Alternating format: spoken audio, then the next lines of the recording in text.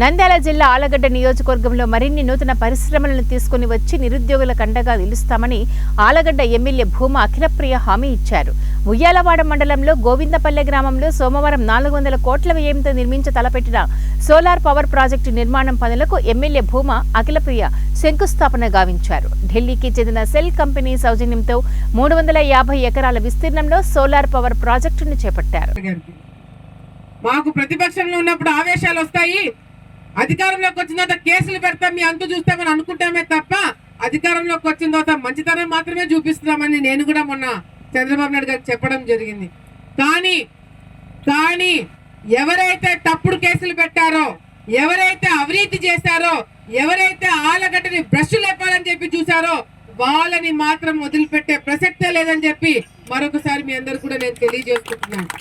ఇదేవో కక్ష తీర్చుకోవడానికి కాదు, మళ్ళీ ఆలగడ్డ జోలికి, మళ్ళీ ఆలగడ్డ రాజకీయాల జోలికి, మళ్ళీ ఆలగడ్డ ప్రజల జోలికి రాకుండా ఉండడానికి ఆ భయం అనేది పెట్టుకోవడం అవసరం. పోలీస్ డిపార్ట్మెంట్ వాళ్ళు ఉన్నారు. ఏ రోజు కూడా 6 నెలలైంది మనం ఎమ్మెల్యే అయ్యి, ఏ రోజు కూడా పోలీస్ డిపార్ట్మెంట్ కి ఫోన్ చేసి ఫలానా వైసీపీ నాయకుడి మీద తప్పుడు కేసు పెట్టి లోపలేమని ఇంతవరకు చెప్పలే. ఫలానా వాళ్ళని ఇబ్బంది పెట్టమని ఏ రోజు చెప్పలే. ఫలానా ఎంఆర్ఓకి ఫోన్ చేసి అవతల వాళ్ళది ఆర్డర్లు తీసేసి మా వాళ్ళది ఎక్కించని ఏ రోజు చెప్పలే.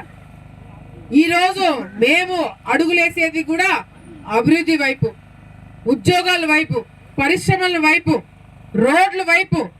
ఈరోజు అందరం బాగుండాలా, రాష్ట్రం అంతా బాగుపడాలా, అందులో ఆలగడ్డ కూడా ఉండాలని